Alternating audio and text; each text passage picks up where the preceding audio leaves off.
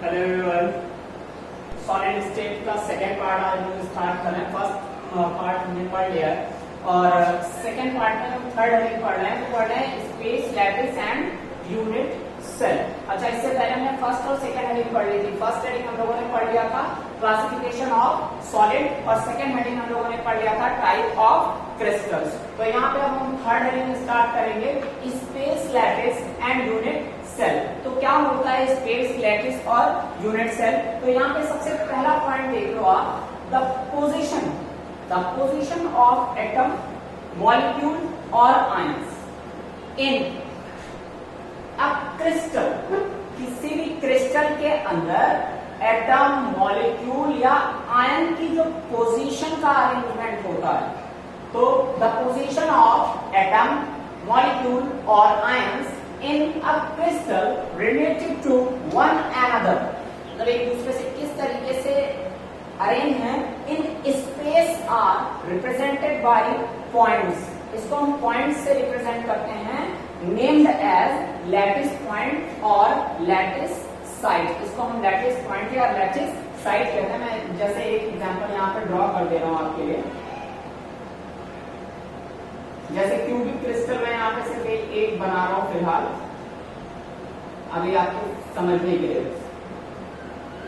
इसके बाद मैं आपको ये चीज पूरा पढ़ाऊंगा फिर से। जैसे देखो, एक क्यूबिक क्रिस्टल का मतलब, क्यूबिक लैटिस यूनिट सेल का क्या मतलब होता है? ये क्यूबिक यूनिट सेल है। कौन सी यूनिट सेल है?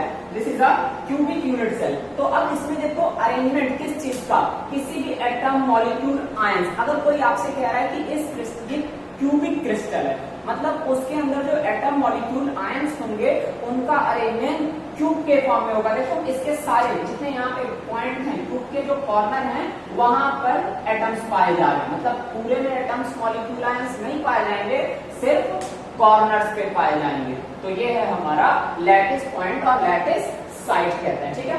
और space lattice is an array of points to represent how molecule, atom और ions are arranged in a crystal. इसी का सेकंड हेडिंग है, समझो, इसी की सेकंड डेफिनेशन है एक टाइप से। थर्ड पॉइंट इसका क्या है? The unit cell is the simplest basic unit. Unit cell क्या है? कंपैरिजन कर सकते हो आप बायो के साथ। तो यूनिट सेल क्या है? The unit cell is the simplest basic unit और the building block of crystal lattice. मतलब क्रिस्टल की बेसिक यूनिट है।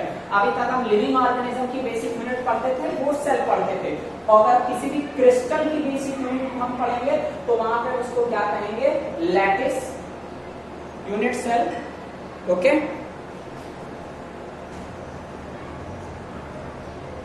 now second heading is unit cell are of four type। Unit cell कितने type की होती है? हमें अपने लैटिस सेल या यूनिट सेल दोनों चीज एक ही है। तो अब हम देखेंगे type of unit cell. So unit cell are of four type. कितने टाइप की होती है यूनिट सेल? फोर टाइप की होती है। कौन कौन सी? सबसे पहली जो यूनिट सेल है, सिंपल और प्रिमिटिव यूनिट सेल। सिंपल और प्रिमिटिव यूनिट सेल में होता क्या है? In this atoms, molecules, ions are present only at centre. इसमें क्या होता है कि जो भी एटम्स हैं, मॉलिक्यूल्स हैं, आयंस हैं, वो सिर्फ और सिर्फ कहां पर होते हैं? कॉर्नर पे होते हैं। सॉरी, नॉट सेंटर, कॉर्नर्स पे, ठीक है।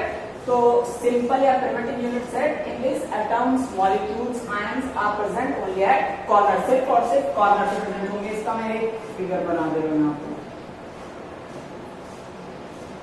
अभी वही आपको मैंने बना के दिखाया था। तो ये हम जो पढ़ रहे हैं वो कौन सी यूनिट सेल है? सिंपल और प्रिमिटिव यूनिट सेल। और इसमें क्या होता है? एटम्स, मॉलिक्यूल्स, आयंस जो भी प्रेजेंट होंगे वो कहां पे प्रेजेंट होंगे? सिर्फ और सिर्फ कॉर्नर पर। कहां पर? सिर्फ कॉर्नर पर प्रेजेंट होंगे सारे एटम्स, मॉलिक्यूल्स और आयंस। तो अब देखो, ये एक हमारा क्या बन गया?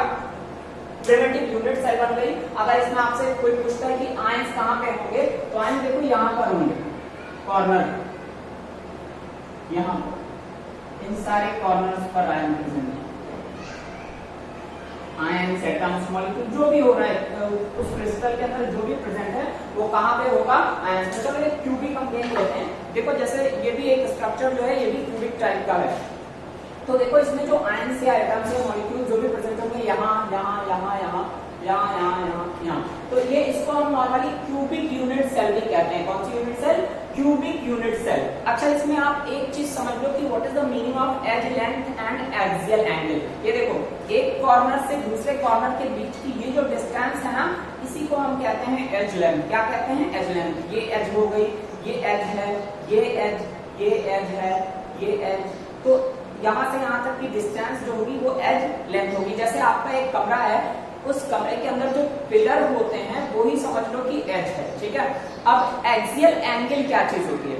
इस एज और इस एज के बीच का जो एंगल होगा उसी को हम कहेंगे एक्सियल एंगल। जैसे ये वाली एज है और ये वाली एज है, इन दोनों एज के बीच का जो एंगल है ये वाला एंगल, इसी को हम कहेंगे एक्सियल एंगल, ठीक है। तो एक्सियल एंगल, अगर हम इस एज के बारे में बात करें तो इसका इसके साथ भी होगा, इसका इसके साथ भी, ठीक है। ये हो गई हमारी सिंपल और प्रिमिटिव यूनिट सेल।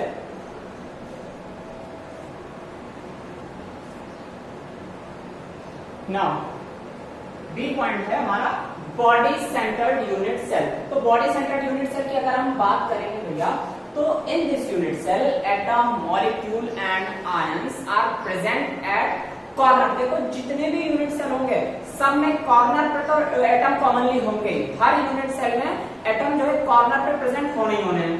अब उसके अलावा कहाँ प्रेजेंट हो रहा है एटम, वो आपको समझना है। तो बॉडी सेंटर्ड मतलब जो भी बॉडी है, चाहे वो क्यूब हो गया, चाहे हेक्सागन हो गया, चाहे टेट्रागोनल हो गई बॉडी, कुछ भी है उसके सेंटर पर होगी। जैसे ये एक क्यूब है, तो इसमें क्या है, अभी इससे पहले जो सिंपल हमने पढ़ा था उसमें सिर्फ और सिर्फ एटम्स कहां पर प्रेजेंट थे?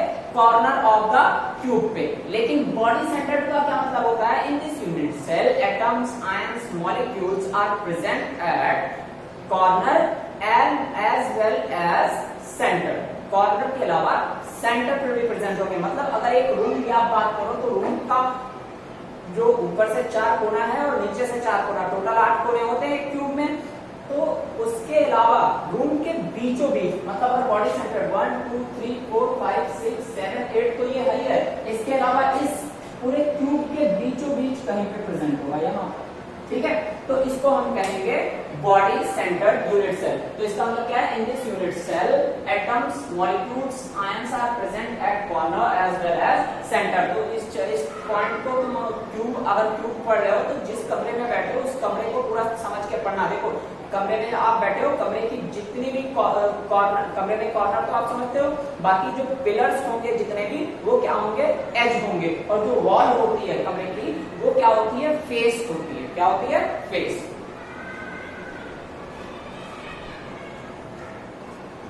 Now C heading is face centred. मतलब जो थर्ड टाइप है यूनिट सेल का वो क्या है? Face centred unit cell. Face centre, और एक बात तो क्लियर है कि जितने भी होंगे सबके कॉर्नर पे तो प्रेजेंट होना है। तो फेस सेंटर क्या हो गया? In this unit cell atoms, molecules, ions are present at corners and also centre of the face. Face के सेंटर पर, मतलब जो कमरे की दीवार होती है वो वही तो है फेस। जैसे ये देखो, ये एक एग्जांपल मैं दे रहा हूँ, क्यूब की हम बात कर रहे हैं फिलहाल, इसी को लेके चलते हैं। तो ये देखो कॉर्नर पर तो होने ही है एटम, लेकिन जो फेस सेंटर होगा उसमें क्या होगा? जो ये फेस है इसके सेंटर पर भी एटम पाए जाएंगे। जो ये फेस है इसके सेंटर पर भी एटम पाए जाएंगे, यहाँ यहाँ यहाँ। तो टोटल क्यूब में कितने फेस होते हैं? क्यूब में 6 फेस होते हैं। कितने फेस होते हैं? 6 फेस होते हैं। अगर क्यूब की बात हम करें, क्यूब में कॉर्नर की बात करें तो कितने कॉर्नर होते हैं? 8 कॉर्नर होते हैं। क्यूब में एज की बात करें तो एज कितने होती है? एज 12 होती है। फेस कितने होते हैं क्यूब में? 6 फेस होते हैं, ठीक है।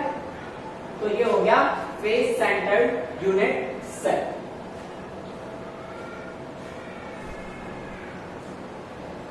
नेक्स्ट है 4th D, end centred unit cell. तो एंड सेंटर्ड यूनिट सेल मतलब क्या होता है?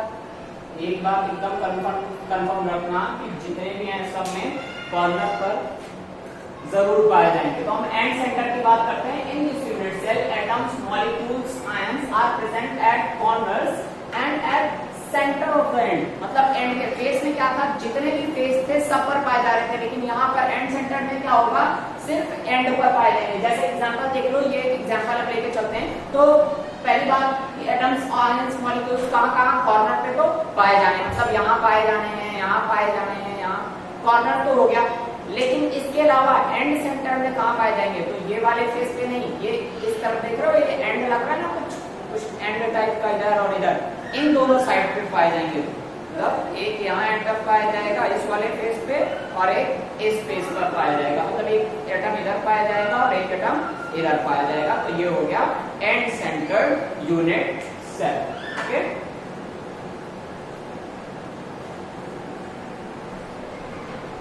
Now our third heading is brevis lattice। तो उसी चीज को हम फिर से समझेंगे कि brevis lattice, brevis एक साइंटिस्ट स्टडी आपको समझ आ जाएगा। The same crystal can be divided into different parts on basis of unit cell। हर कोई भी एक क्रिस्टल है वो यूनिट सेल की बेसिस पर अलग अलग पार्ट में डिवाइड किया जा सकता है। अब फ्रेंच मैथमेटिशियन अगस्त ब्रेविस, महीने का नाम है, साइंटिस्ट का नाम है, a French mathematician Auguste Brevis has categorized 7 crystal system on a space lattice into 14 parts। इन्होंने 7 crystal system को 14 पार्ट में कैटेगराइज कर दिया on the basis of unit cell. जैसे क्यूबिक कोई 3 पार्ट में कैटेगराइज कर दिया गया, कुछ को एक में, कुछ को 2 में किया गया। क्यूबिक में क्यूबिक सिंपल या प्रिमिटिव हो गया, बॉडी सेंटर्ड हो गया, फेस सेंटर्ड हो गया, ये तो क्यूबिक में ही 3 आ गए। तो इस तरीके से टोटल 7 ये क्रिस्टल सिस्टम है। Cubic tetragonal, PETRAGONL, monoclinic, triclinic, hexagonal, rhombohedral, orthorhombic, RHOMBIC। ठीक है, ये 7 क्रिस्टल सिस्टम है। तो यहां तक आपको बात समझ में आ गई। फ्रेंच मैथमेटिशियन थे अगस्त ब्रेविस, इन्होंने 7 क्रिस्टल सिस्टम को डिवाइड किया था on the basis of unit cell. Now our fourth heading है क्रिस्टल सिस्टम। ठीक है, तो क्रिस्टल सिस्टम की हम बात अब कर लेते हैं। अब ये हेडिंग बहुत इंपॉर्टेंट है और आपको बहुत मजेदार चीज है, ये बहुत अच्छे से समझ में आने वाली है। ज्यादा कॉम्प्लेक्स मत बनाना, जैसे बता रहा हूँ उस चीज को वैसे ही पढ़ने की कोशिश करना। थोड़ा सा 2-4 बार उसमें प्रैक्टिस की जरूरत है। आप 2-4-5 बार प्रैक्टिस करोगे आपको याद हो जाएगा, वरना अगर आप एक को रट्टा मारने बैठ जाओगे तो कई दिन बैठे रह जाओगे, याद नहीं होने वाला है। ठीक है, तो इसको ध्यान से समझना। On basis of edge length, edge क्या चीज होती है आपको पता है, ये एज होती है, ये एज होती है, एज लेंथ की बेसिस पे। तो on basis of edge length को हम रिप्रेजेंट करते हैं ABC से। ठीक है, on basis of edge length की 3 एज होती है। जैसे मान लो ये कॉर्नर है, इसमें 3 एज होगी, देखो एक ये होगी, एक ये होगी और एक ये वाली है। ठीक है, कोई भी पॉइंट ले लो क्यूब में, क्यूब की 3 एज होगी आपको, हर कॉर्नर से आपको 3 एज, एक एज ये हो गई, एक एज ये हो गई और एक एज ये वाली हो गई। तो एज को हम ABC से रिप्रेजेंट करते हैं। एंड एक्सियल एंगल, मतलब इस एज और इस एज के बीच में जो एंगल है ये हो गया। एक्सियल एंगल को हम रिप्रेजेंट करते हैं अल्फा, बीटा और गामा से। There are 7 basic crystal system on the basis of edge length and axial angle. Edge length और एक्सियल एंगल के बेसिस पर टोटल कितने क्रिस्टल सिस्टम है? 7 क्रिस्टल सिस्टम। अब हम इसको देखते हैं, ये बहुत ही मजेदार टॉपिक है। इसके न्यूमोनिक आपको याद करने हैं, कोड याद कर लो, बहुत इजी से समझ में आ जाएगा आपको। तो क्रिस्टल सिस्टम को हम किस बेसिस पर? Basis of edge length and basis of axial angle 7 type में हम डिवाइड करते हैं। अब वो सातों टाइप कौन कौन से आपको अच्छे से पता है, आप पढ़ भी चुके हो। चलो यहाँ पे मैं नाम आपको, तो सबसे पहला क्या है? Cubic,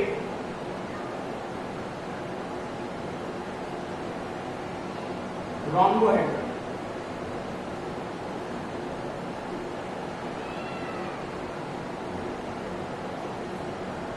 tetragonal,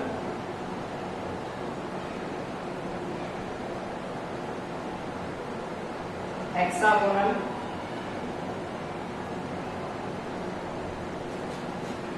monoclinic,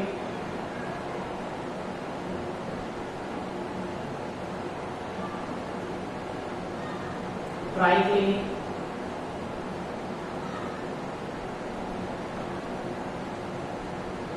orthorhombic.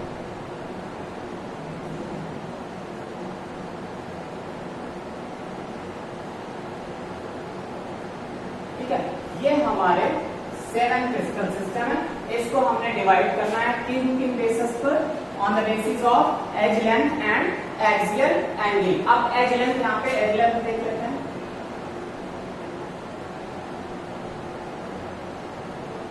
और यहाँ पे एक्सियल एंगल। इससे पहले वाला टॉपिक आप पढ़ लोगे तभी ये चीजें क्लियर होंगी, और ये बहुत इंपॉर्टेंट चैप्टर है। चाहे आप मेडिकल में मेडिकल एंट्रेंस एग्जाम के रेफरेंस में इसको देख लो, चाहे आप इसको जो है इंजीनियरिंग एंट्रेंस एग्जाम के रेफरेंस में देख लो, तो दोनों में बहुत इंपॉर्टेंट चैप्टर है। ठीक है, तो ये हमारे 7 क्रिस्टल सिस्टम है, cubic, rhomboidal, tetragonal, hexagonal, monoclinic, triclinic और ऑर्थोरोम्बिक। अभी इसको लिखने का तरीका मैं आपको बता देता हूँ। एज लेंथ और वो एक्सियल एंगल। अब इसको सीक्वेंस इसका कैसे हम याद करेंगे, देखो सी आर टी, और ये वाले टी में टी और ई दोनों लेना, क्योंकि 2 टी है यहाँ पर। C R T H M T O. ठीक है, C R T H M T O, ये सीक्वेंस याद हो गया। ठीक है, C R T H M T O. अब इसको देखो, एज लेंथ याद, कुछ भी याद नहीं करना है, सिर्फ 4 बार प्रैक्टिस कर लो, सब आ जाएगा। सिर्फ 4 बार प्रैक्टिस करना है आपको। एज लेंथ की हम बात करेंगे तो देखो, एज लेंथ जो है ऊपर के दोनों में सबकी बराबर होती है, मतलब a is equal to b is equal to c, a is equal to b is equal to c. उसके बाद नीचे से 3 कोई इक्वल नहीं हो, मतलब a is not equal to b is not equal to c, a is not equal to b is not equal to c, a is not equal to b is not equal to c। अब देखो कितनी आसानी से आ गया, a equal to b equal to c, a equal to b equal to c। नीचे क्या है, a is not equal to b not equal to c, a is not equal to b is not equal to c, a is not equal to b is not equal to c। और यहाँ पे दोनों में क्या होगा, a equal to b but not equal to c, a equal to b but not equal to c। हो गया। अब बात आती है एक्सियल एंगल की, ये थोड़ा सा आपको समझना पड़ेगा।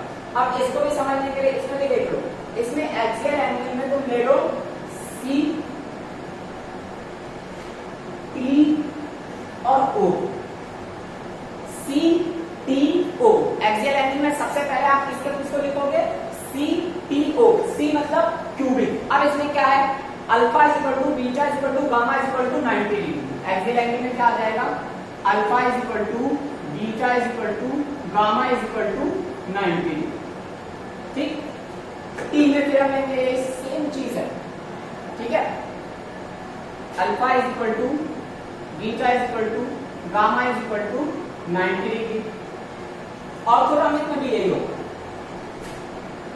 Alpha is equal to beta is equal to gamma is equal to 90 degree. ठीक, अब इस ऑर्थोरोम्बिक के जस्ट ऊपर वाले में कोई भी इक्वल नहीं है, मतलब alpha is not equal to beta is not equal to gamma is not equal to 90 degree. इसके ऊपर ऑर्थोरोम्बिक के ऊपर कोई इक्वल नहीं।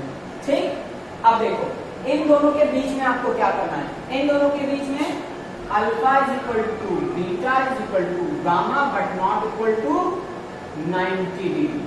बस 4-5 बार प्रैक्टिस कर लेना भाई साहब, याद हो जाएगा बहुत अच्छे से। अब उसके बाद ये बचे तो इसको कैसे लिखना है, alpha is equal to beta is equal to 90। ठीक, यहाँ क्या एक बार बीटा लिख दिया, अल्फा इज इक्वल टू एक बार गामा इज इक्वल टू 90। देखो alpha is equal to beta is equal to 90 degree, alpha is equal to gamma is equal to 90 degree. ऊपर क्या करना है, यहाँ पे अल्फा बीटा हो गया, gamma is equal to 120 degree, और यहाँ पे कौन बच रहा है, बीटा बच रहा है, और यहाँ पर होगा beta is not equal to 90।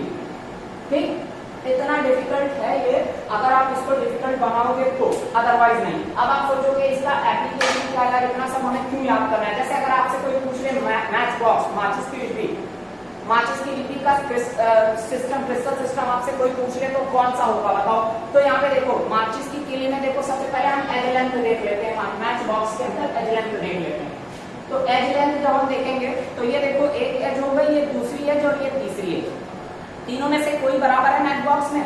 As में अगर हम बात करेंगे मैच बॉक्स की, हमने एज ले ली तो A is not equal to B is not equal to C, मतलब कोई भी एज बराबर नहीं है। देखो एक ये एज हो गई, दूसरी ये वाली एज हो गई और तीसरी ये, तीनों में से कोई एज मैच बॉक्स में बराबर नहीं होती। तो A is not equal to B is not equal to C। तो ये देखो कहाँ कहाँ है, कहाँ कहाँ ये कंडीशन है। तो देखो दो तुम्हें यहाँ पे तीन जगहों पे ये कंडीशन मिल रही है, मतलब मैच बॉक्स या तो मोनोक्लिनिक हो सकता है, या तो ट्राइक्लिनिक हो सकता है, या तो ऑर्थोरॉम्बिक हो सकता है। तो मोनोक्लिनिक, ट्राइक्लिनिक, ऑर्थोरॉम्बिक, ठीक है। मैच बॉक्स क्या क्या हो सकता है? मोनोक्लिनिक हो सकता है, ट्राइक्लिनिक हो सकता है, या ऑर्थोरॉम्बिक हो सकता है। अब हम देख लेते हैं मैच बॉक्स में एक्सियल एंगल देख लेते हैं, ठीक है।